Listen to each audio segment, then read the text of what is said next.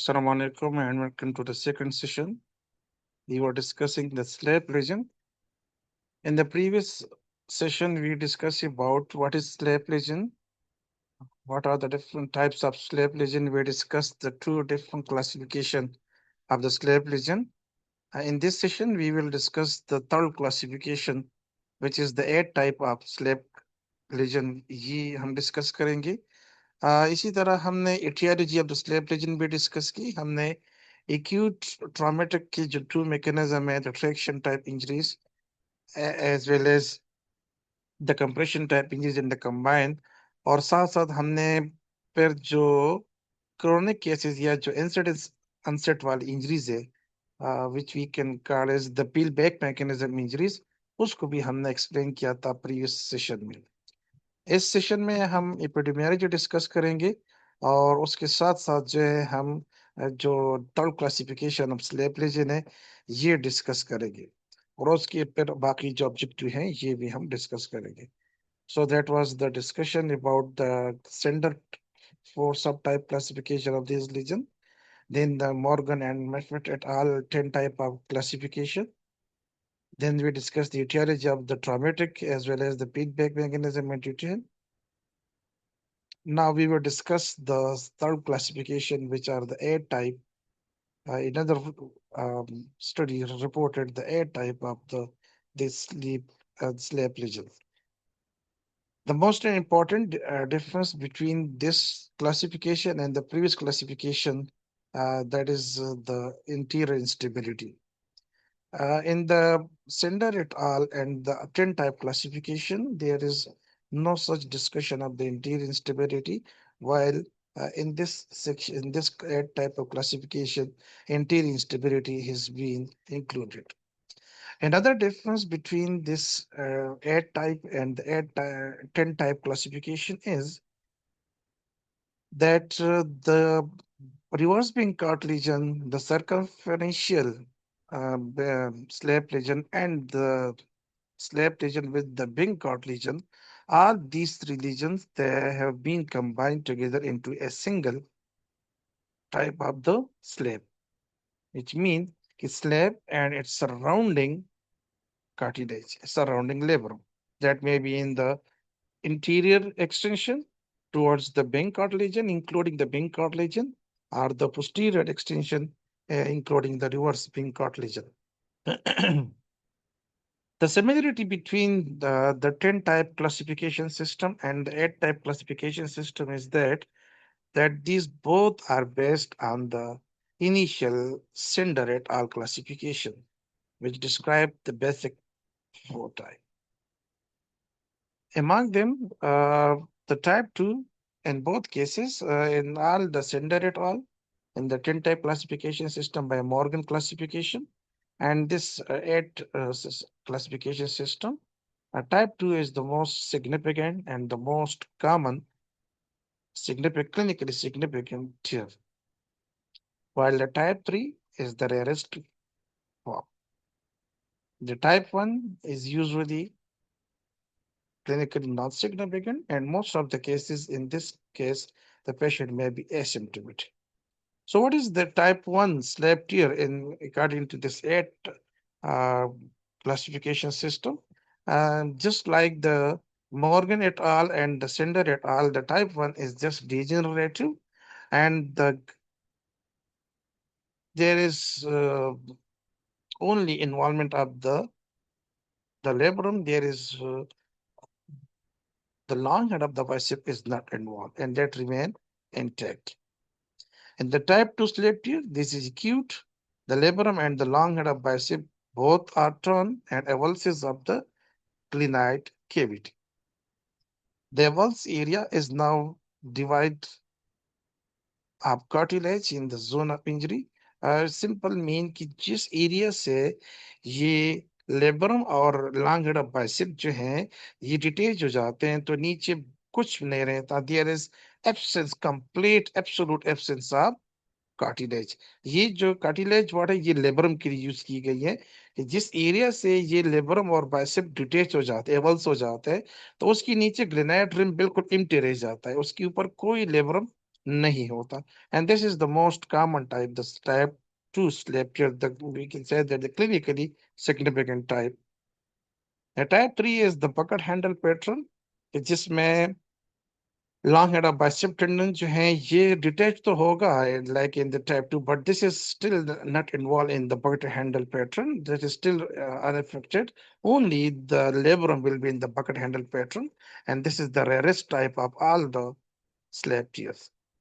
Type 4 is actually the extension of the type 3 plus in addition of the anterior shoulder instability, and this is the difference between this classification and the Morgan et al. Classification. A type 3 plus interior shoulder instability, and there is also extension of the bucket handle pattern of the labrum to the long head of the bicep tendon.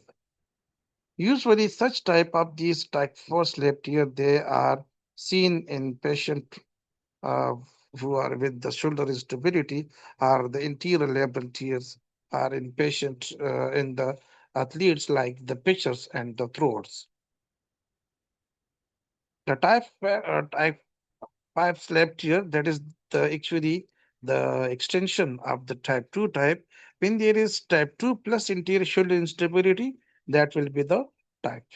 In the previous one, the type 4, that was the type 3 plus shoulder instability. Mean when bucket handle pattern is being added with shoulder instability, this is type 4. When this is the type 2, here is no bucket handle pattern, just there is detachment of the tendon, the long head of bicep tendon and the superior labral complex of that glenoid rim. And there is also the anterior shoulder instability that will be called as the type 5 slab tear.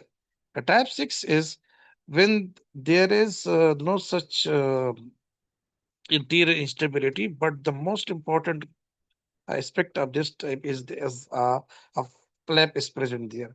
When the tear pattern involves larger superior labral flaps without the detachment of the long head of the bicep insertion.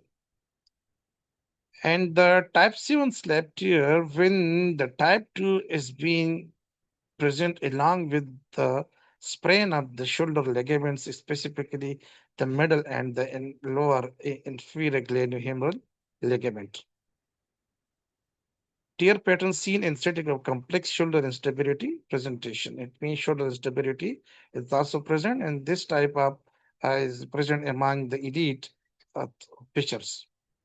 The type 8 is actually in the previous Morgan et al. Classification. There was specific type for the extension of the type 2 into the wing cartilage, specific type for the extension of the type 2 into the reverse wing cartilage, and specific type was being given, label was given for the label for the type 2 in which there is extension into the posterior as well as the posterior and inferior. As well as there was a type where when in the entire labrum is detached of the glenoid, which was called as the circumferential tear, they all have been combined together in the type 8. And the type 2 slab tear pattern plus additional cartilage injury that may be in the interior direction towards including the wing cartilage, either in the posterior and inferior direction, including the reverse wing cartilage, including the entire posterior surface, are including all areas, all direction, which is the circumferential. Talking about the epidemiology, so there is no such specific studies which specifically and particularly report revealed the epidemiology, the incidence and prevalence of this shoulder injury across the globe. But some studies there are present which is describing the trend of the treatment, surgical treatment for the that slap lesion. So there is the definitive epidemiological trends as the contemporary recognition and diagnosis of slap injuries remain debated. Furthermore, the respective incidence rate for the clinical diagnosis of slap lesion and the incidence of slap remain limited given the paucity of the available high quality studies reporting available evidence data and surgical management. और हाल यहाँ तक है कि even 2001 तक इसके लिए कोई diagnostic code जो था ये अवेलेबल नहीं था और 2003 में पेरिस को एक्सीपरेट प्रोसीजर टर्मिनोलॉजी जो कोड दिया गया and that was the 29807. In a study, the highest incidence rate of the sleep lesion is being revealed and is being revealed that it is being commonly present in the age group between 20 to 29 year and 40 to 49 year old age groups. Similarly, in other studies, they have reported that sleep lesions they are commonly present in asymptomatic overhead athletes, as we discussed in detail in the previous session. Many Major League Baseball team physicians now recognize these asymptomatic tears as adaptive changes. It means कि जैसे ये जो pictures होते हैं तो ये elite pictures तो जैसे वो अ, अपना गेम खेलते हैं और साल गुजरते हैं तो इनमें अडॉप्टिवली जो है ये प्रेजेंट होते हैं ये लेजन ये लेब्रम टीयर जो है and they are been recognized on the imaging, but there is no such symptom. They are asymptomatic. So, being asymptomatic, there has been adaptive changes in these elite experienced overhead throwers, mean the pitchers and the other sports, like we can say that the juvenile throwers, as well as in the water polo, we can say that other throwing sports, including the cricket as well.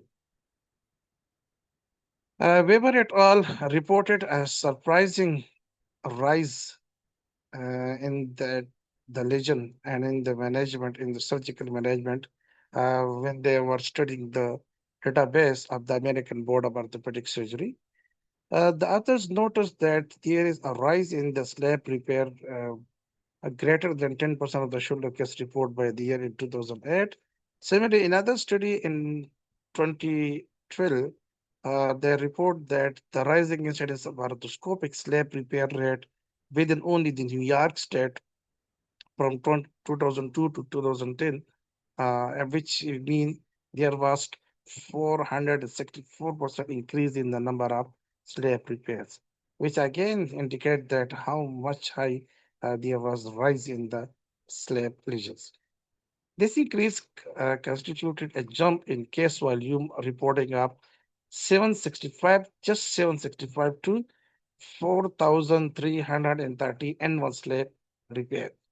This increase translated to a population-based increase incidence rate from 4 per 100,000 patients in 2002 to 22.3 per 100,000 patients in 2010. But after that, different studies have reported a decline in the ensuing decade. The clinician began reporting on the clinical importance of the differentiating younger active patient population, mean the patients who are less than 40 years and who are the older than 40 years, and they are also differentiated the incidence on the base of the athletes and the non-athletes are among the athletes and the general population who are laborers are the simple overhead athletes.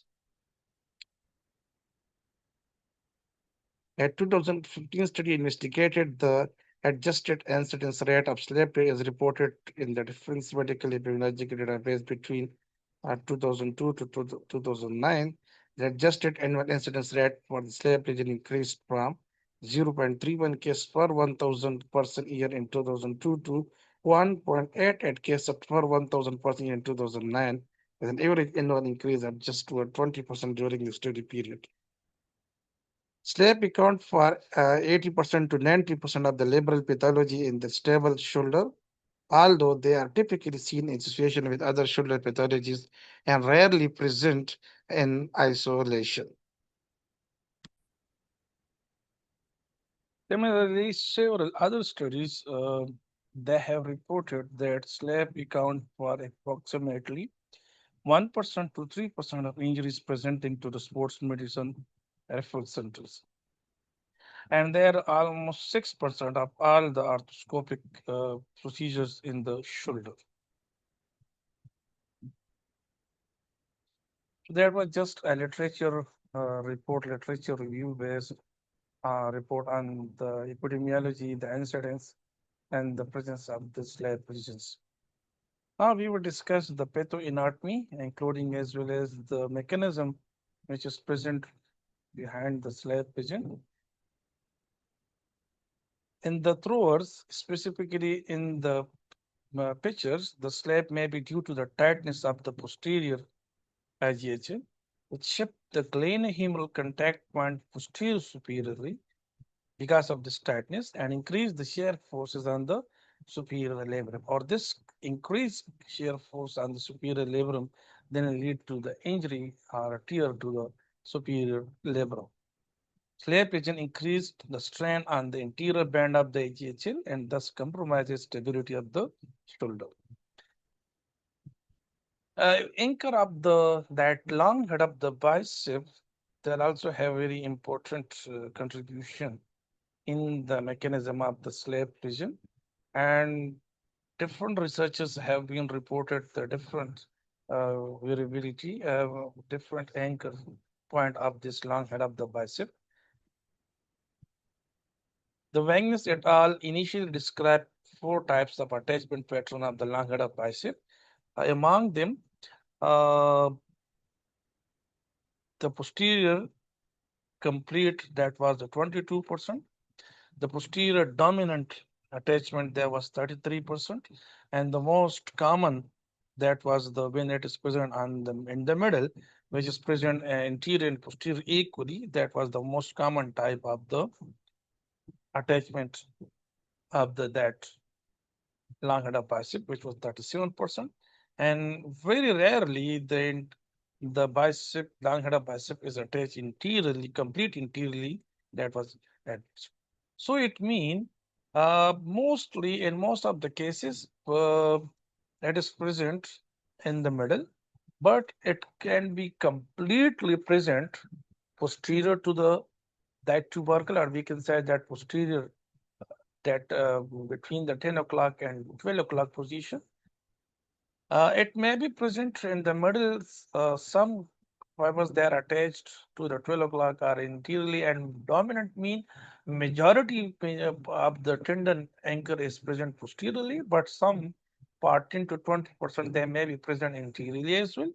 And a complete interior attachment, that was the rarest variant, when it is attached interior to that tubercle and between the 12 o'clock and the 3 o'clock position.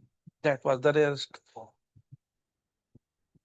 Similarly, another study by the Tuhiti et al. And simply this classification is standard, which is called as the Tuhiti classification. They also conducted the study on the 100 shoulder and the cadaver specimen, like in the previous, which was in the 105 cadaveric shoulder specimens. But there is some difference between these two studies. In this study, there was the posterior dominant variant was the most common, which which consists of the 56%, while posterior complete repeat with that is posterior to the trilobular position, that was 28%, and interiorly and posteriorly equal attachment, that was just 16%. There was no one in which the tendon was attached completely interior. It means in this case, the majority of the cases, the long head of the bicep tendon anchor was attached posteriorly, while in this study, that was attached to equally, the most common was attachment in the middle, which was equally interior and posterior. Here are some other variations, some lateral variation being reported in the different studies. like the sublabral recess, also known as the subralar sulcus, at 12 o'clock position. These recess and sulcus, they can be present during the fetal development as early as 22 weeks in the pregnancy. So these mean they are congenital problems.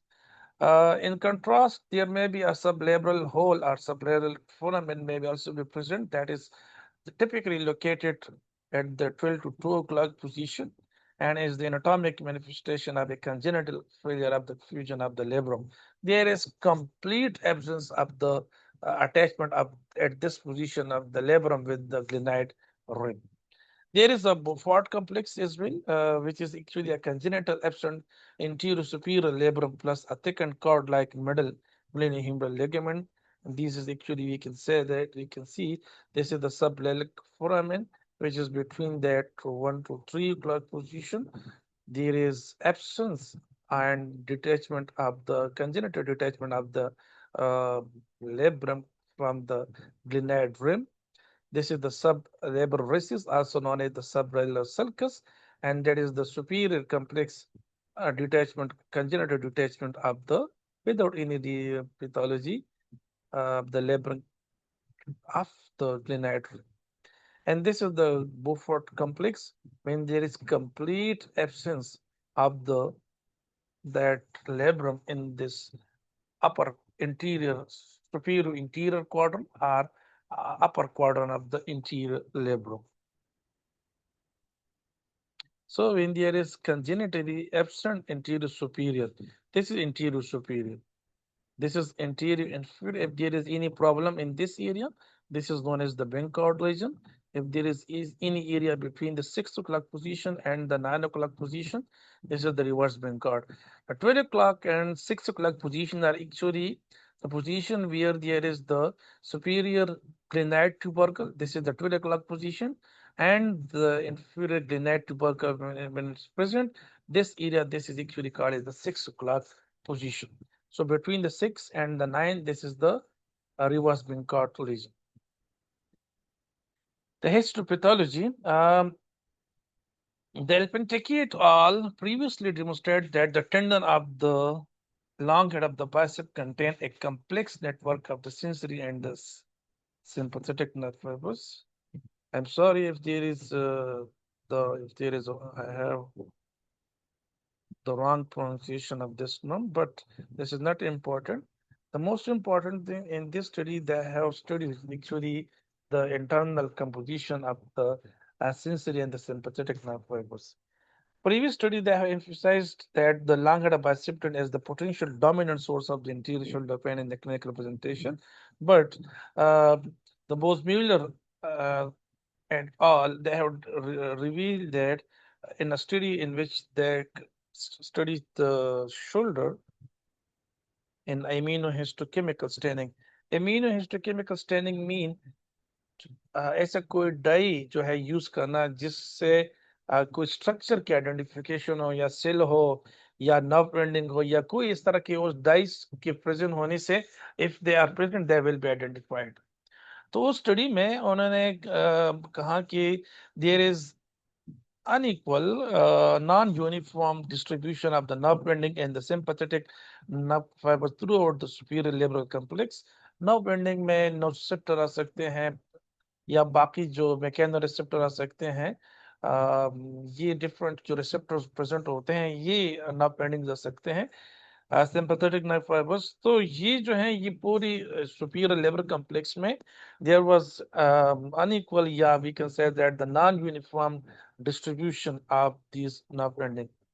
Interestingly enough, the interior aspect of the superior labrum, the labrum region interior to the anterior origin, has the highest density of these fibers, while there was less fiber density in the posterior side.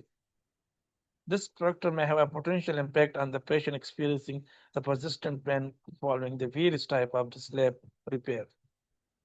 अब आते हैं towards the history and the physical examination. जैसे हमने start में कहा था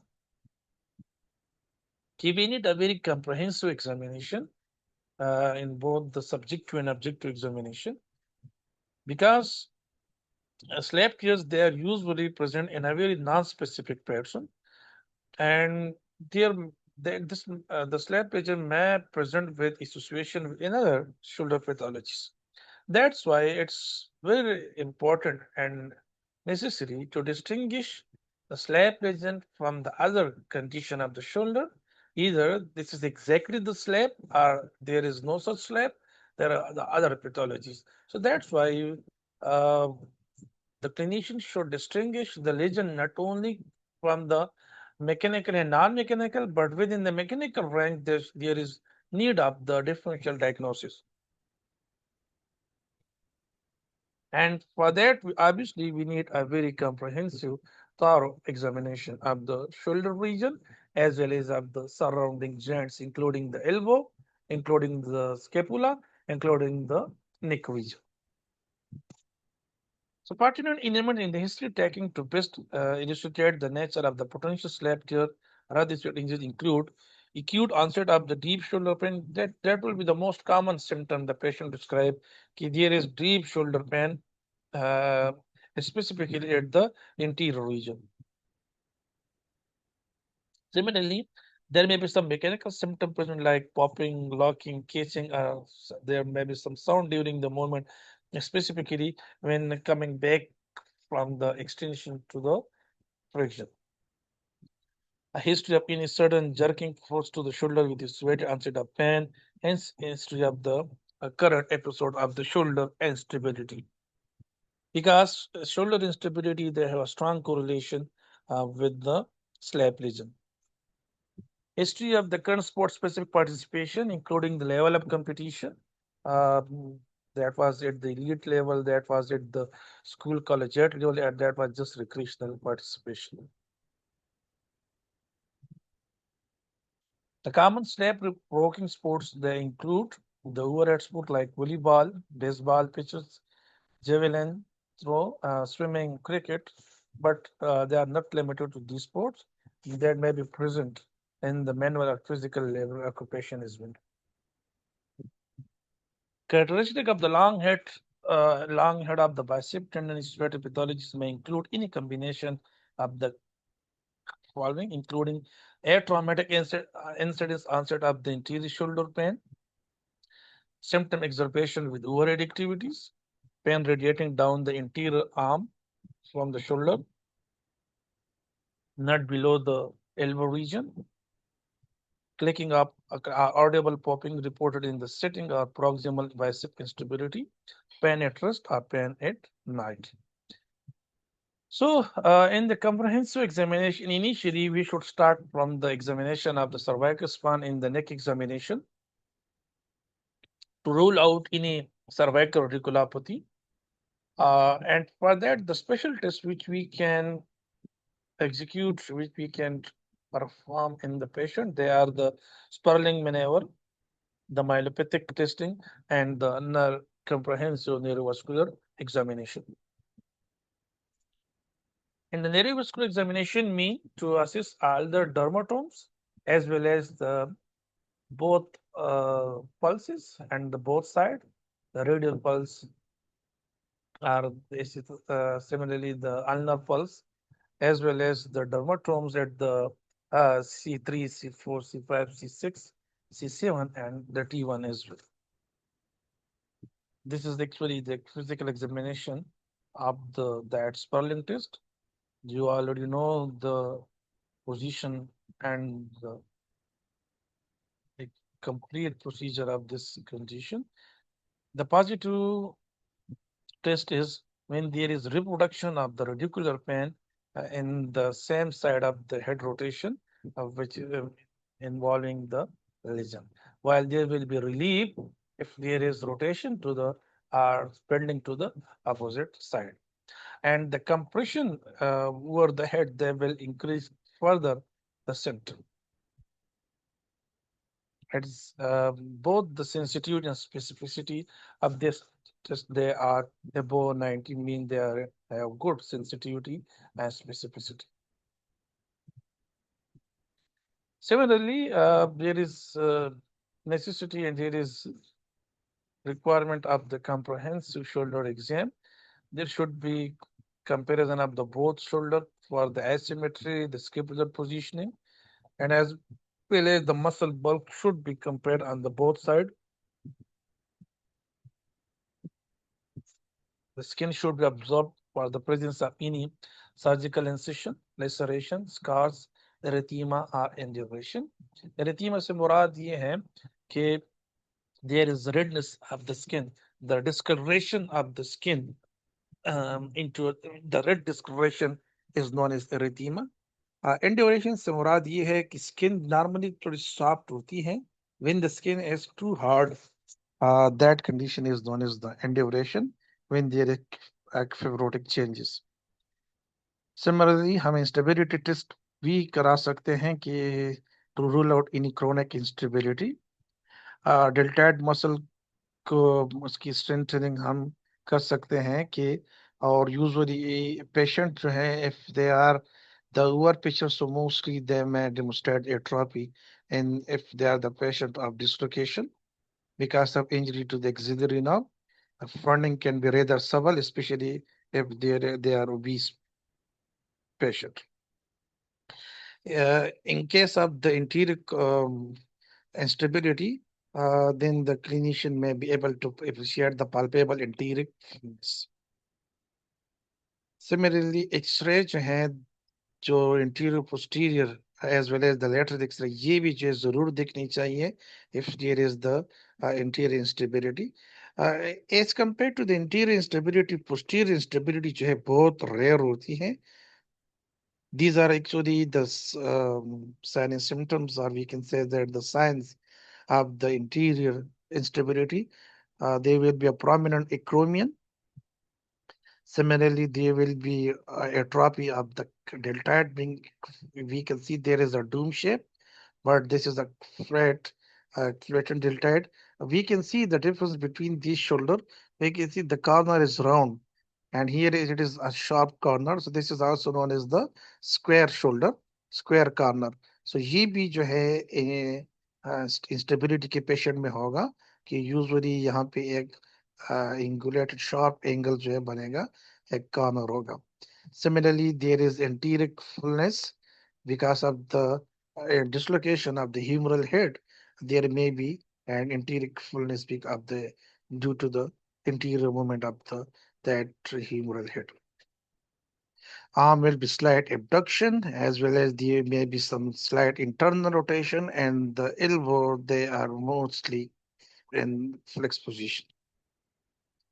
So we can see here the elbow is flexed, there is internal rotation, there is humeral head prominent, which we can call as the anterior fullness, shoulder flattened, acromion prominent, and there is support to the involved shoulder by the opposite shoulder. We can also see there is a round corner. This is a sharp angle. This is a dome shape. There's the flattened deltoid. So all these are the sign of the anterior instability or the anterior dislocation. Similarly, we will also assess the scapulothoracic motion and the scapular winging. In the previous lecture, when we were discussing the subacromial impingement syndrome, we discussed in detail about how to assess the scapular winging, or what are the different types of the scapular winging and the scapular dyskinesis, the type 1, the type 2, the type 3, and the type 4. Similarly, we will also observe uh, active and passive range of motion, and also we will observe the other testing to distinguish either it is in acute instability or the chronic instability. Similarly, the CT scan, they should be assessed if there is a chronic instability case to assess if there is any glenoid bone loss. Because glenoid bone loss, they can be only seen, they can only be observed in the CT scan. In the setting of chronic interior instability, the clinician should attempt to assess the current status of the axillary nerve by assessing the strength of the deltoid. A detailed sensory examination is necessary there. In addition, the auxiliary nerve function, motor function of the elbow, wrist, and hand should undergo an assessment to rule out the possibility of the brachial plexus injury and associated with the dislocation. Testis pulses should be assessed at the wrist as well. That is actually the part of the neurovascular examination. Older patient in setting up the suspected concomitant shoulder pathologies or rotator cuff injuries, bicep tendon pathology, specialized testing for these can also be used during the examination. What special test we can use during the provocative examination? So actually, different tests have been suggested in the literature, but there is not a single test which we can rely on that. There is not a specific single test which is highly specific and highly specific and sensitive. So that's why we will assess the patient through the help of multiple tests for a single pathology. So different tests for the bicep tendon have been reported, including the Yergesen test, the speed test, the non-specific bicep tendon test, the Abbott-Sundar test, SNAP test, the Heater sign, the Reddington sign, and the Lipman test. We will discuss the Yergesen, the speed in this. These are the two in this session. These are the two common tests used for the bicep test. So speed test, as we can see here, it is a was tested with very low sensitivity. This has been 32, and its specificity is much better than its sensitivity, but still it is in the moderate category. A positive test consists of pen initiated in the bicipital groove in the patient attempt to forward elevate the shoulder against the examiner resistance. Examiner जो है patient जो है इसकी we can से डिस्ट्रिपिनेशन में होगा और therapist इसको रेजिस्टेंस देगा एंड द पेशेंट जो है इसको रेजिस्ट करेगा और वाइल पेशेंट जो है इससे पूछे जाएगा to report any pain at the bicipital group. This is the uppercut test. Its sensitivity is better as compared to the speed test. This is 73%, and specificity is also good as in compared to 75%. The involved shoulder is positioned as neutral. The elbow is flexed to 90 degree. The forearm is supinated, and the patient make a fist. The examiner instruct the patient to perform a boxing uppercut, while the therapist will place his or her hand over the fist and will resist this upward movement of this hand. So it means the patient will try to have an uppercut punch while the therapist will resist from the upward direction. A positive twist is a pain or painful pop over the interior shoulder near the bicipital groove. This is the irrigation test. Its specificity is much better, but again, its sensitivity is very low. The arm is stabilized against the patient trunk. We can see here the arm is being placed toward the interior thigh. Patient is in the sitting position. The elbow flexed to 90 degrees with the forearm pronated. We can see the thumb is in toward the ceiling, so this is in the pronation. The examiner manually resists supinate. The patient will try to supinate the hand while the therapist will resist it. At the same time, will palpate the bicipital groove. And if there is any pain, the patient have report pain over the bicipital groove. Or if there is any subluxation of the long head of the bicep tendon from this groove, in both cases, it will be considered as a Yergesen test. This is the beer hug test, and including that comprehensive shoulder examination. As sensitivity is 79 and specificity 60%. The patient places hand on the contralateral normal shoulder in a self hug position. The palm is on the interior aspects of the contralateral shoulder with the elbow flexed to the 90 degrees. We can see here. The examiner applies a perpendicular external force to try the lift the patient hand off the shoulder. यहाँ से ये उठाने की कोशिश करेगा and patient कोशिश करेगा कि उसका हाथ उसके शोल्डर पर ही रहे। इस दौरान अगर पेशेंट जो है ये अपना हाथ जो है अगेंस्ट द थेरापिस्ट रेजिस्टेंस उठा नहीं सकता और ड्यूरिंग द दैट पोजीशन उसको पेन हो रहा है और ये बिल्कुल उसकी वीकनेस की वजह से ये रेजिस्ट को ओवरकम नहीं कर सकता। So it mean there is indication of the subscapularis pathology or subscapularis weakness. So this beer hug test specifically to assess the strength of the subscapularis muscle. The Billy Priest test is basically the to assess the function of the subscapularis muscle, and it is a very highly specific, but its sensitivity is very low. The examiner has patient arm at 90 degree of elbow flexion with the internal rotation. We can see here when we place our hand on the belly, so we are in the internal rotation. The examiner initially support the elbow and a positive test occur if the elbow does not maintain this position upon the examiner removing the supporting force, which will indicate that there is dysfunction of the subscapularis or there is tear in the subscapularis.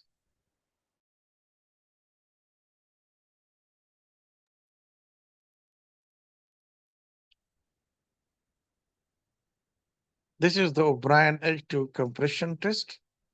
This is specifically the test which is used for the slab lesion.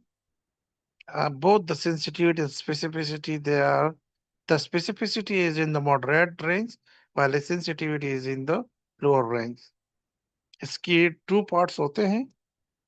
दोनों parts में पहले part में the patient is standing in both cases, but in the initial part, in the initial component, the arm of the interest is positioned at 90 degrees at forward flexion. There is 10 degree of abduction as well as there is internal rotation. Internal rotation हमें कैसे पता चलेगा कि उसका thumb जो है ये toward the ground होगा।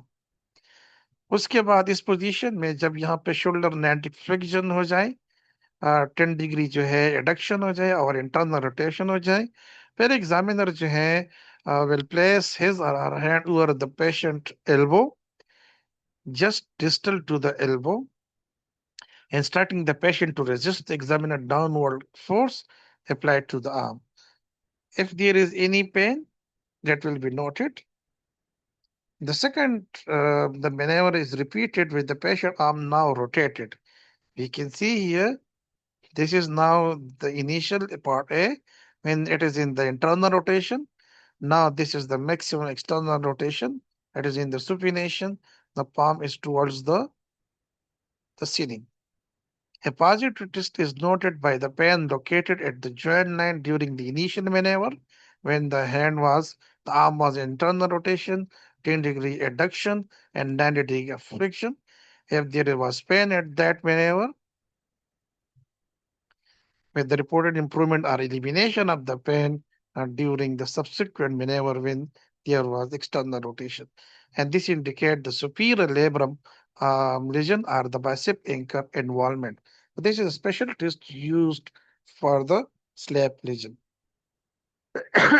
Another special test used for the slap lesion is the interior slide test. It is very low sensitivity, 10%, but its specificity is in the high category more than 80%. It's 82%. This is equally the position of the patient.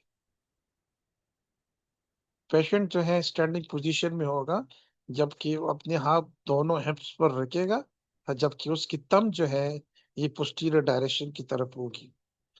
फिर उसके बाद examiner जो है अपने एक हाथ elbow पर रखेगा जबकि दूसरा हाथ जो है ये at the top of the shoulder पर रहेगा टू प्रिवेंट इनस्केपुलर मूवमेंट और द शोल्डर इलिवेशन। उसके बाद जो है एग्जामिनर जो है एक लोड जो है एक लोड अप्लाई करेगा एट एल्बो को towards the that glenohumeral joint, यानी force apply करेगा, while the patient would be the close kinetic chain, mean the hand will be on the hips while the thumbs will be at the posterior direction. Posterior twist यहाँ पे तब होगा अगर during that axial loading, during that compression, during that whenever जो है यहाँ पे एक click sound आ जाती है या pain जो है आ जाती है across the joint line or around the joint, the top of the superior interior specifically area of the joint. So that test will be considered as positive. This test is a 10% sensitivity mean that when this test is positive, that does not mean that this is the only slap lesion which is causing this pain. It means there are multiple conditions which can cause this pain at this maneuver. It means when that is positive, there may be a high almost 90% false positive cases and only 10% जो है यहाँ पे true positive आती है. So that's why अगर ये test positive आती है, so it mean we don't have to rely only on this test. हमने बाकी टेस्ट जो है और ब्रांड टेस्ट जो है जिनकी सेंसिटिविटी थोड़ी सी अच्छी है इससे 38% जो है, या इसके अलावा जो है हमने सुपाइन रेजिस्टेंट टेस्ट जिसकी सेंसिटिविटी इससे भी अच्छी है 80%. तो इन तीनों टेस्ट हमने करनी है और ये तीनों टेस्ट जो है they are the special test used for the SLAP test in the supine resistant test, the interior slide test, and the compression active compression test, also known as the O'Brien test. अच्छा, supine resistant test में as the test name indicate the patient will be in the supine, और फिर उसके बाद जो है अपने दोनों हाथ जो है पेशेंट ये पीछे लेके जाएंगे और टेबल से बाहर रखेंगे, मीन इलिवेट फुल इलिवेशन करेंगे, जबकि उसकी एल्बो तक हाथ जो है that should be supported by the table. उसके बाद जो है और इसके दोनों पाम जो है दे will be towards the ceiling. Patient जो है ये रेजिस्टेंस को फोर्स को रेजिस्ट करेगा जो थेरापिस्ट यहाँ पे अप्लाई करेगा. So the examiner then applies the downward resistive force or just down the elbow. And this is the elbow joint, just distal to the elbow joint. यहाँ पे resistance apply करेगा and the patient will just resist it. The test registered positive only if it elicits pain deep inside the shoulder joint and the shoulder dorsal spine along the joint during the resisted movement. This indicates that there is a lesion at the slab. So deep shoulder में अगर pain आ रही है तो it mean there will be this is indication of the slab. जब patient इतना इरिवेशन कर लेता है तो बहुत सारे पैथोलॉजी चीज जो है वो रूल आउट हो जाते हैं, जैसे मिसाल एडेप्टिव कैप्सुलाइटिस है, जैसे मिसाल इम्पेचमेंट सिंड्रोम है. क्योंकि यहाँ पर आप देखें तो तम जो है ये अंदर की तरफ है, which mean there is already internal rotation. अगर आप तम को बाहर की तरफ लेके जाते हैं so it mean they are in the external rotation. So in that case, the impingement syndrome, the bursitis, the adhesive capsulitis, the instability, much of the conditions जो है ये rule out हो जाते हैं. That's why if this test is positive, so there is high chances that this is the slab, because um, at this level, there is more slab is only the position जो resistance से पैर देगा, and that is the reason why this test is 80% of the sensitivity. Specificity mean केवल 69% जो है इसमें true negative test दे देगा, while just 31% जो है that will be the false negative report. This is another test which is used specifically for the labral. This is known as the Mayo test. Sometimes इसको जो है O'Driscoll test or modified O'Driscoll test कहा जाता है, or the modified dynamic label shear test कहा जाता है. इसकी सेंसिटिविटी भी काफी अच्छी है. So the recommendation ये है कि the Mayo shear test should be used along with the supine resistant test, और इन दोनों में अगर पॉजिटिव आ जाती है so that simple mean the patient has the slab lesion. A patient stand with his or involved arm flex 90 degree at the elbow and abduct the shoulder in the scapular plane to above 120 degrees. Examine then applies external rotation until resistance is appreciated. A positive twist include a reproduction of the pain and a painful click or catch in the joint line along the posterior joint during this maneuver when the patient has been elevated between the 120 and 90 degrees of abduction. अब आते हैं towards the evaluation, the radiographic imaging of the slab. सबसे पहले हम जो है x ray पर बात करेंगे ट्रू इंटीरियर सुपीरियर वे में।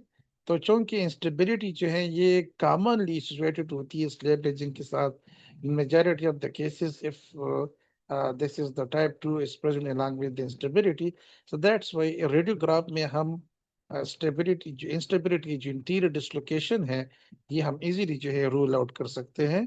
उसमें हम डिफरेंट व्यू देख सकते हैं, like we can see the glacier view, which is the true interior view. Similarly, we can also have the auxiliary lateral view. With the scapular Y view is very important because this view that can differentiate both the posterior and the interior dislocation. Normally, uh, if the person's is normal, so the shoulder humeral head will be at the this junction of the two oblique limbs. This is a known as the scapular Y view. This Y view, this is actually the scapula. This is actually the acromion. This is the coracoid, and these two limbs are the acromion and coracoid. But this is the limb. This is actually the ये जो है, this is the scapula, and this long bone is the humerus. तो normal case में क्या होगा कि ये जो जंक्शन है between the two oblique limb and this vertical limb, humeral head position will be at the red line. ये जो रेड लाइन सर्कल आपको नजर आ रही है, this is the normal position in normal patient humeral head. If it is posterior dislocated, so it will be posteriorly present somewhere here like this green circle. And if it's interiorly dislocated patient, so it will be present interior to this junction like somewhere here, like we can see here in this case. So this is the normal position of the humeral head. This is the acromion, this is the coracoid. This is the AC joint, this is the AC joint. Similarly, MRI, they can be also used in case just to identify the slab lesion because radiograph से directly हम slab जो है ये identify नहीं कर सकते. If these two tests, the myshare test as well as the supine resistance test, they both are positive, और इनमें से एक टेस्ट हम अप्लाई करें इंटीरियर स्लैब टेस्ट या ओब्रान टेस्ट, इनमें से एक पॉजिटिव है तीन पॉजिटिव, तो फिर there is no need of the examination, the patient is typically of the slab lesion.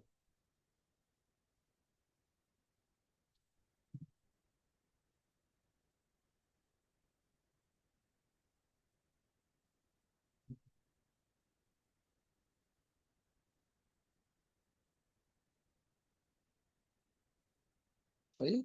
अच्छा, एमआर में हम क्या देखेंगे? एमआर में यूजुअली जब हम इसके देखेंगे तो सुपीरियर जो लेब्रम है इसके हम देखेंगे कि हाई सिग्नल वहां पर है कि नहीं है। ये the two images, this is the CT scan, this is the MR. सही है, यहाँ पे मार्टोग्राम प्रोसीजर दोनों का हम एक्चुअली देखेंगे क्या, एक तो ये कि हम दोनों में कंपैरिजन करेंगे, प्लस तो एमआर में ये बात जरूरी है कि वहां पे हम जो चेंजेस देखेंगे तो तब when there is the clinically the patient pain report करता है, when the clinically the tests are positive, तब जाके हम ये करने की जरूरत, otherwise there is no need of. तो ज्यादातर जो है, क्योंकि मसला ये है कि ये स्लैब डिजीज जो है that is isolatedly not present in most of the cases. It may be present with the presence of other condition like the rotator cuff, LGBT tendinopathy, non-head bicep tendon, AC joint arthritis, or all other conditions. So इसलिए अगर हम simple direct कहेंगे the patient is having slap lesion, तो sometimes it may be the overestimation and the underestimation of the diagnosis.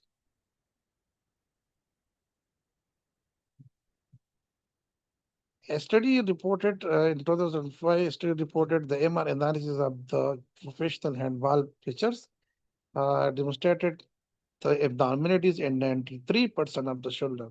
It means in 93% of the pitchers, the MRI report shows they have the slap lesion, but only 35% of them they were symptomatic, which means a huge proportion of the players they may have the abnormal imaging, but clinically they will be okay. They will be without any symptoms.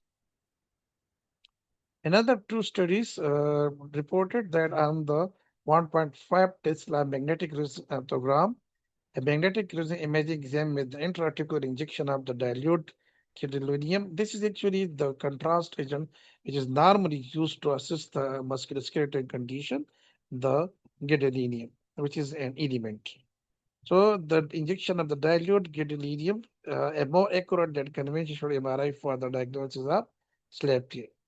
For example, a meta-analysis of the 4,667 shoulder from that 4,574 patient comparing 1.5 Tesla fluid state MRA versus MRI found sensitivities of 83 versus 79% and specificities of 93 versus 86% respectively. It means कि जितने high resolution वाले MR होगी उतनी ही जो है accurate आएगी तो ये डिपेंड करता है कि द एमआर मशीन जो है ये ओपन एमआर है या क्लोज एमआर है यूजुअली जो क्लोज एमआर मशीन होता है तो उसकी जो स्ट्रेंथ होती है जो रेजोल्यूशन होती है वो 1.5 से लेकर 3 टेस्ला होती है लेकिन अगर आप इसको ओपन एमआर की तरफ लेके आते हैं तो उसके फिर 0.8 होती है या 0.8 से और कम हो जाती है और साथ-साथ अगर इसको आप ओपन स्पेस जिसमें आप चेयर पर बैठ जाते हैं और दोनों तरफ जो है मैग्नेटिक फील्ड आ जाती है व्हिच इज़ द मॉडर्न तो उसमें भी इवन 0.2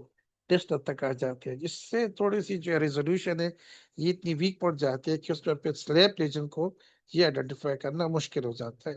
तो दिस इज़ वेरी इंपॉर्टेंट कि if the MR has been अगर पेशेंट करना भी चाहे so that should be 1.5 or above Tesla MR machine. अब एमआर में हमारे पास क्या-क्या ऐसे क्लिनिकल फीचर्स आएंगे जिसके बाद we can say that the person is having the SLAP lesion so जरूरी नहीं है कि ये सारे के सारे जो है हो इनमें से एक दो या सब हो सकते हैं सबसे पहले जो है the presence of a laterally curved high signal intensity at the labrum on the coronal image, specifically at the superior uh, जो सुपीरियर कॉम्प्लेक्स है वहां पे जो है हाई सिग्नल इंटेंसिटी मीन वहां पे हमें ब्राइटनेस जो है आनी चाहिए on the coronal image multiple branching line of the high signal intensity in the superior labrum on a coronal image. Similarly, there may be full thickness detachment with irregularly marginated high signal intensity or separation of the more than 2 mm on the conventional MRI or 3 on the MR orthography between the labrum and granite and a coronal image. And there may be the presence of the paralabral cyst extended from the superior labrum, but that may be present or may not be present. The most important among them is actually that high signal intensity of the branching line at the superior labrum. So we can see here this is high signal over this area. This is the superior labrum. This is the interior, this is the posterior, and that may indicate the slap tear. This is the humeral head, this is the humerus, this is the T1 weighted, and this is seen to be a T2 weighted image. This is another T2 weighted image, and here we can see here the high intensity at the inferior glenoid ligament as well, which again indicate the interior instability. Because in this case, when there is interior instability, there will be um, grade 3 sprain of the inferior glenohumeral ligament. In this case, there may be a J sign as well, positive J sign. In that case, this is also a J sign. This is also adjacent. In both cases, they may be having the superior labrum as well as the some sign of the interior instability as well. So there is full technical detachment with linear signal separating the superior labrum from the glenoid rim. So there is high signal. We can see the high signal at the superior labrum as well as there is high signal at the anterior and inferior area in all the three images.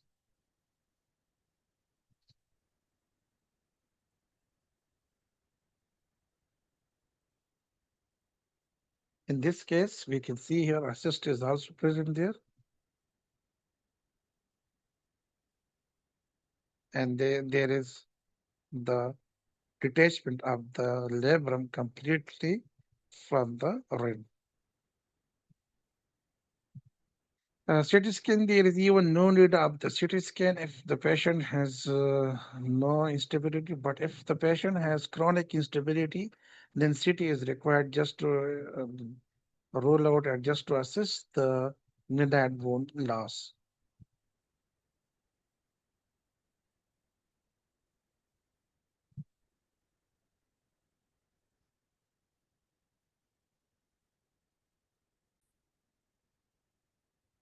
अब आते हैं muscular ultrasound.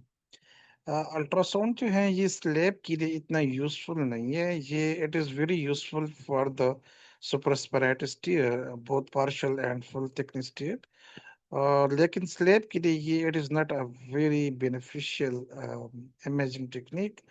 उसकी वजह ये है कि labrum जो है it is surrounded by multiple osteo structure, जिसकी वजह से अल्ट्रासाउंड के जरिए उसको असेस करना जो है थोड़ा सा मुश्किल हो जाता है, सो ये अच्छी रिजल्ट जो है नहीं देगा। दूसरी बात अल्ट्रासाउंड की ये है कि इसमें इट इज अ डिबेटेबल, यानी it is a subject to imaging, जिसकी वजह से there may be the different opinion by the different ultrasonographers. लेकिन कुछ ऐसी पॉजिटिव पॉइंट्स भी हैं जो अल्ट्रासाउंड में हमें मिल सकते हैं, specifically the identification of the cyst. क्योंकि जैसे हमने पिछले स्लाइड्स में डिस्कस किया था कि लेबरल टीयर जो है they can be associated with the paralabral cyst. Paralabral mean cyst की जो है एक उनके अतराफ में जो है at the sides of the labrum there may be some cyst. तो ये जो है या बाकी जो बाइसेप्स टेंडन एब्नॉर्मेलिटीज हैं, ये हम अल्ट्रासाउंड से रिलायबली जो है इसको असेस कर सकते हैं। इसी तरह जो है डायनामिक अल्ट्रासाउंड के जरिए हम बाइसेप टेंडन की सबलक्सेशन जो है ये भी हम असेस कर सकते हैं। अदरवाइज जो है इन दोनों कंडीशंस के अलावा स्पेसिफिकली स्लैब को अल्ट्रासाउंड से आइडेंटिफाई करने की बजाय it will be much better to identify it with the MR और with the clinical examination. A differential diagnosis for different conditions that may present, जैसे हमने स्टार्ट में डिस्कस किया कि स्लैप लेजन जो है they can be in present in situation of multiple other shoulder pathologies. So that's why during the diagnosis जो है इन सबको जहन में रखनी चाहिए। If we have the radiographs तो उसको भी देखने से काफी हद तक बहुत सारी जो है कंडीशन जो है एम्पेजमेंट है, रोटेटर कफ है या हेडेसिक कैप्सुलाइटिस है। इसी तरह ऑब्जर्वेशन से simply during the muscle strength और सिंपल ऑब्जर्वेशन से हमें मल्टीपल कंडीशन जो है ये का पता चल सकता है। सो जरूरी नहीं है कि हम हर एक कंडीशन को टेस्ट करें, सिंपल एक क्लू से during the subject executive examination we may have the rule outing of the multiple conditions। क्या क्या कंडीशन हो सकते हैं इम्पेचमेंट में? एक्सटर्नल इम्पेचमेंट हो सकती है लाइक सब इंक्लूड इम्पेचमेंट सिंड्रोम, सब कोरकाइड इम्पेचमेंट, कैल्सिफिक टेंडनाइटिस जो है वो अगर एमआर में हम रेडियोग्राफ में हमने देखी और there is no such calcification नजर नहीं आ रही है, so they may be rule out. इसी तरह इंटरनल इम्पेचमेंट को भी हम डिफरेंशियल डायग्नोसिस में ऐड कर सकते हैं, including the slab region itself, the green humeral internal rotation deficit, the lateral leak shoulder, or the posterior labral tears। Similarly, rotator cuff pathology दोनों जो है partial thickness tear and full thickness tear जो है, और partial में फिर ये bursal tier है कि ये आर्थराइटिक जो है टीयर है। तो ये जॉइंट साइड की तरफ है या जो है बर्सा की तरफ। Degenerative condition like the degenerative joint disease, chunki they are often associated with the rotator cuff tear. So if the rotator cuff tear or yeah, rotator cuff dysfunction is present there, then it should be necessary to distinguish that it is a degenerative or it is just the tendonitis. इसी तरह arthritic condition of the glenohumeral joint, the adhesive capsulitis, avascular necrosis, and scapulothoracic crepitus. The bicep should be assessed specifically for the subluxation, which is often seen in association with the subscapularis injuries and the tendonitis and tendinopathy of the bicep in the slab tears and the slab tear itself. Because the bicep, long head of the bicep and the slab tear, they are commonly present commonly in the same patient at the same time. AC joint condition, we should be rule out the AC separation, the distal clavicle osteolysis, the AC arthritis if the patient has no such pain over the 120-degree, which may indicate that there is nothing wrong with the AC joint. We can also check by palpation, by palpating the AC joint. थोड़ा सा हम अगर वहाँ पे tenderness check कर सकते हैं पर मोमेंट्स हम चेक कर सकते हैं AC joint को, rule out the AC joint. Specifically instability may the unidirectional and particularly the interior instability that should be assessed because this is very common with the slab lesion. So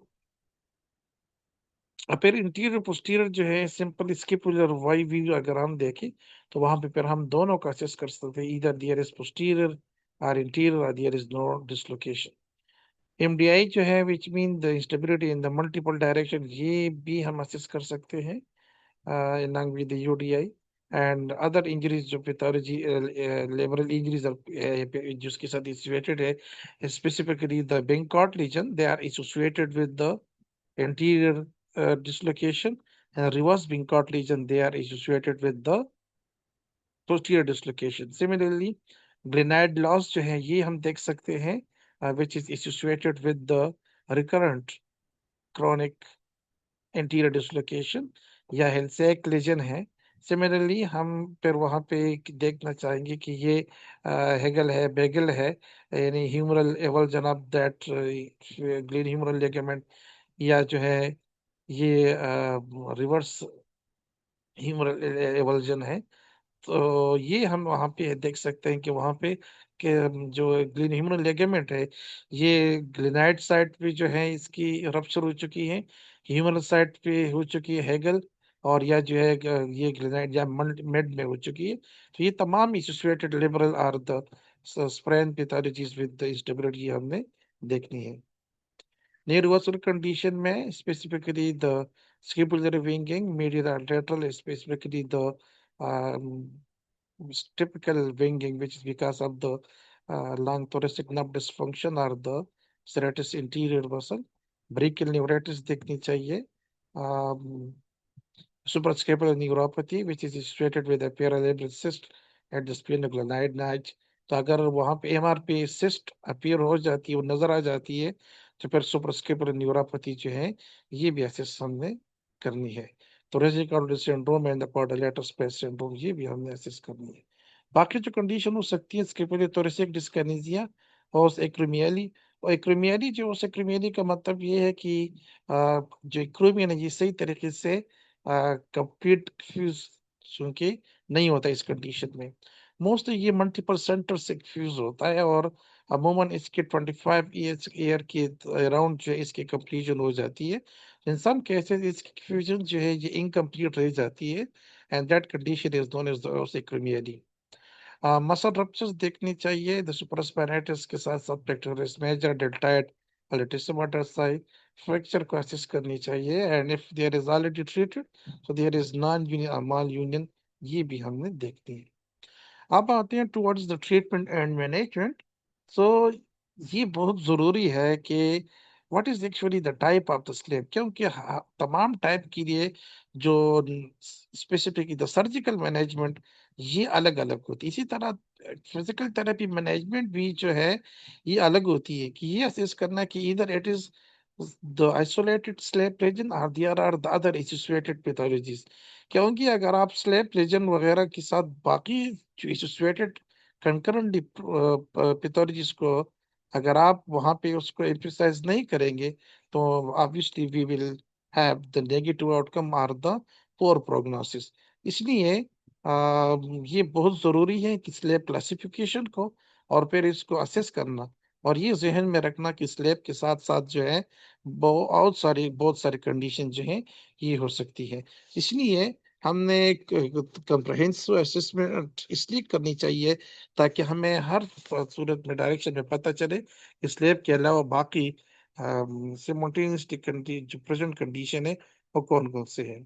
इसी तरह patient जो है ये asymptomatic किस condition में है और symptomatic किस में, तो ये भी हमने ऑब्जर्व करना है। So those conditions which are potentially contributing to the symptom may require surgery depending on the particular slab tear pattern because her type के लिए द पैटर्न ऑफ सर्जरी जो है ये अलग अलग होती है। जैसे मिसाल टाइप 1 को देखें जहाँ पर सिंपल डीजनरेटिव चेंजेस होती है तो वहां पर सिंपल यूजुअली डिब्राइडमेंट की जरूरत है कि डिब्री को जो है क्लियर करना है वो होता है कि वहां पे या जो है वहां पे सम टाइम टेंडिनोटोमी जो है हो सकती है या इन सम केसेस जो टाइप 2 में देखिए वहां पर चूंकि एंकर जो है बाइसेप टेंडन जो है ये डिटेच हो जाता है तो वहां पर टीनोडिसिस हम कर सकते हैं, ऑर्थोपेडिक सर्जन कर सकते हैं कि जिसमें fixation of the tendon involve होती है। तो ये डिपेंड करता है कि ये टाइप 1 है टाइप 2 है पेट टाइप बकल हैंडल है, या जो है इसके साथ साथ फिर लेगमेंट इन्वॉल्व है कि नहीं है, ये कहाँ तक ये इंटीरियर एक्सटेंशन के साथ है पोस्टीरियर एक्सटेंशन के साथ है सर्कमफेरेंशियल है। तो ये तमाम जो है ये असेस करना बहुत जरूरी है। लेकिन जहन में ये रखना जरूरी है कि जितनी भी कंडीशन में ज्यादातर केसेस में नॉन ऑपरेटिव या जो कंजर्वेटिव मैनेजमेंट है ये इनफ होता है और सबसे पहले हमने इसको ट्राई करना है, जो मेडिकेशन है जो फिजिकल थेरेपी रिजीम है। और आफ्टर दैट इन दोनों केसेस में 6 मंथ तक कोई भी पॉजिटिव रिपोर्ट नहीं आ रही है, द पेशेंट पेन स्टिल जो है परसिस्ट करते हैं, so then obviously there is ultimately need of the surgery। Nana operative management में सबसे पहले जो मेडिकेशन है एंटी इंफ्लेमेटरी मेडिकेशन है, साथ साथ जो है आइस थेरेपी है या जो इमोबिलाइजेशन है, rest and activity modification. Activity modification specifically उन केसेस में जरूरी है अगर ओवर हेड एक्टिविटी इन्वॉल्व है या कोई लेबर है या कोई स्पोर्ट्समैन है जो थ्रोअर है और ओवर हेड थ्रोअर है। तो जब तक उसकी ये मॉडिफिकेशन थोड़ी नहीं की जाती यानी रेस्ट्रिक्शन नहीं की जाती इस एक्टिविटी में, सो जितने भी हम ट्रीटमेंट देते हैं उसके पॉजिटिव आउटकम हमें उस लेवल तक नहीं मिलेंगे। सो दैट्स व्हाई एक्टिविटी मॉडिफिकेशन जो है ये बहुत जरूरी है along with the rest. Rest जो है उन केसेस में जरूरी है when it is acute condition. पहला एपिसोड है या कोई क्रॉनिक कंडीशन जो ऑलरेडी ठीक हो गया और इस पर अगेन री इंजरी एक्यूट री इंजरी हो जाती है, and all these such cases जो है rest is very very important. एनसेड जो है ये भी हम दे सकते हैं पेन किलर्स तो ताकि पेन जो है थोड़ी सी कंट्रोल में। एथलीट्स है या रेड लेबर्स है जैसे हमने कहा तो उनको मॉडिफिकेशन के साथ थोड़े से रेस्ट्रिक्ट करना पड़ेगा ताकि अच्छे रिजल्ट उनको मिल सके। फिजिकल थेरेपी में जरूरी ये है कि what are the underlying conditions, सिर्फ ये नहीं कि स्लैब लेजन है, स्लैब के साथ साथ बाकी कंडीशंस क्या क्या है। क्योंकि फिजिकल थेरेपी से बेसिकली हम जो शोल्डर बायोमैकेनिकल पैथोलॉजीज है वो हम ट्रीट कर सकते हैं, ना कि वहाँ पे स्ट्रक्चर डैमेज को हम। सो दैट्स व्हाई ये भी देखना पड़ता है कि actually there is indication of the physical therapy और नॉट। अगर फिजिकल थेरेपी की जरूरत है सो देन ये जरूरी है कि there is which condition is actually present there. So इसी तरह जो है हम जो proprioceptive training of the shoulder girdle है ये भी बहुत हेल्पफुल होता है to prevent the re injury of the patient.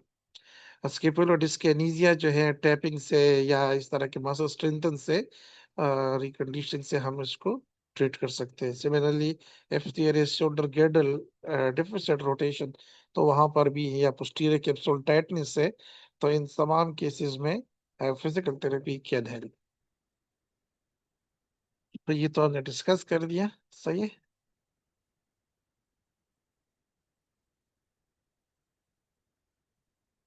सो बहुत सारे स्टडीज ने ये रिपोर्ट किया है कि विदाउट एनी सर्जरी जो है, सिर्फ कंजर्वेटिव ट्रीटमेंट से ही उनकी रिटर्न टू प्ले जो है ये पॉसिबल हो गई है। प्लस अगर स्पेसिफिकली एलीट एथलीट्स में, तो उनमें फिर जो है इग्नोर नहीं करनी चाहिए। और यूजुअली अगर सर्जरी की जरूरत है तो बर वक्त सर्जरी जो है ये फिर बहुत जरूरी है। सो जितनी भी नॉन ऑपरेटिव पीटी रिजीम है, जैसे हमने कहा, तो उसमें ज्यादातर फोकस जो है बायोमेकेनिकल प्रॉब्लम पे होता है, क्योंकि we can correct that like scapulodyskinesia and the GERD. If the non-operative therapy fail and symptom persists that prevent sport activities or activities of daily living, then this would indicate the need for the operative treatment. Surgical management जो है इसमें obviously slab tier जो है important है कि कौन सी है। जैसे हमने स्टार्ट में कहा कि ईच बकेट हैंडल की अलग सर्जिकल प्रोसीजर होगी। टाइप 2 के लिए अलग होगी when both tendon and the labrum they have been detached from the glenoid rim. If there is only degenerative changes that need would only need the debridement.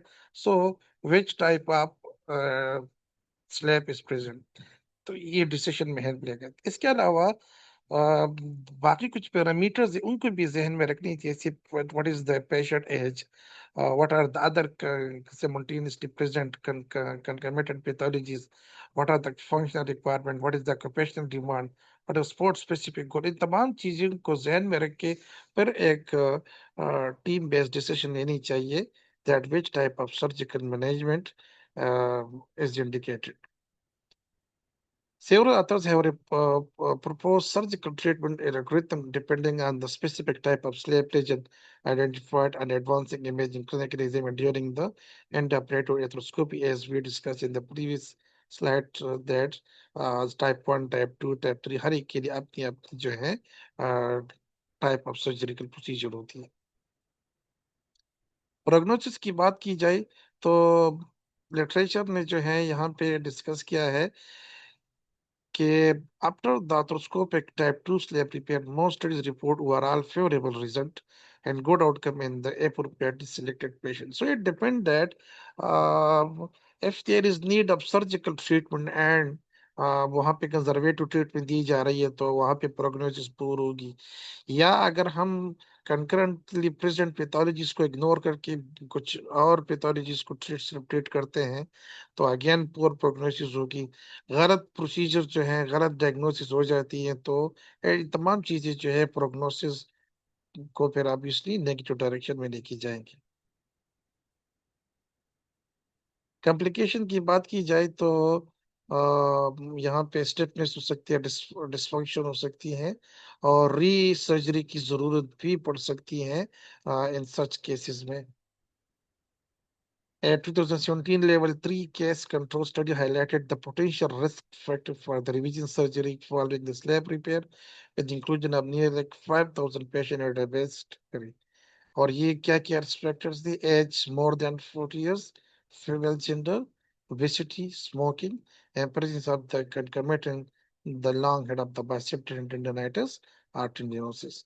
तो इससे जो है obviously इन तमाम कंडीशन से जो है complications बढ़ जाती है।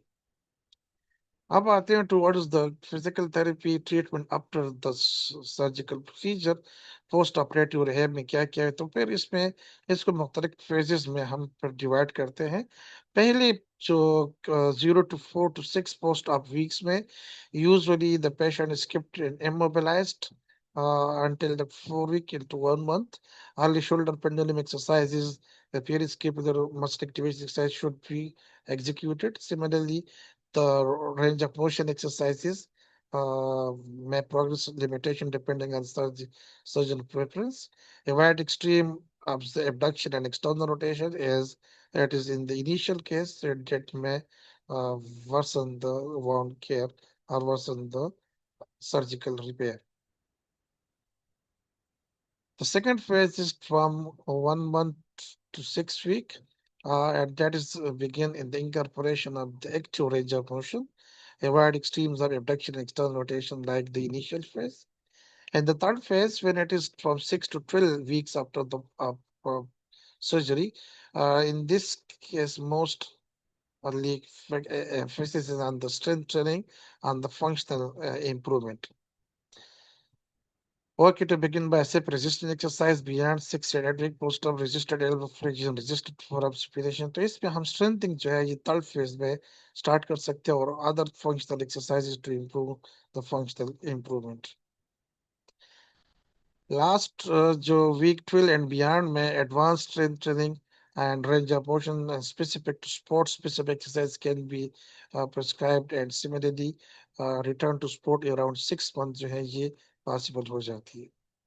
So that was all about the slab lesion, its classification, its differential diagnosis, its causes, its epidemiology, then its treatment, as well as its radiographs and imaging and differential diagnosis. Thank you so much to all of